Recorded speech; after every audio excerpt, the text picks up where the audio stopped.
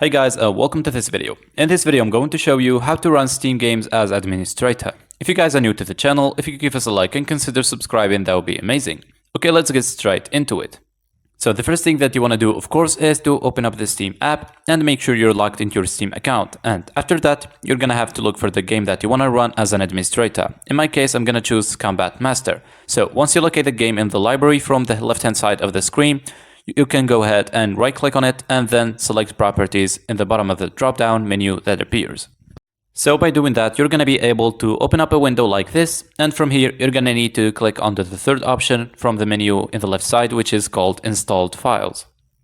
Here in the top, you're going to see Size of Installation, and next to it there's a Browse button. You're going to need to give it a click and you'll find yourself in front of the games file on your File Explorer. What you want to do from here is locate the game's application. So as you can see, it's right here in front of me. So once you find it, right click on it, and then here, because I'm using Windows 11, I'll have to select Show More Options underneath. And here you want to select Properties. What this going to do is bring you up a window like this. You want to click onto the compatibility section up here. And then from here, if you come down, you can see these options. And between them, there is an option which says run this program as an administrator. You want to tick the box next to this option and finally click onto the Apply tab in the bottom right corner of this window and then OK down here.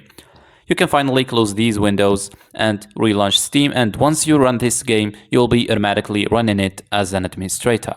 So that's it, that's how to run Steam games as administrator. I really hope you found this video useful. If you could give us a like and subscribe, we would really appreciate it. Catch you guys in the next one.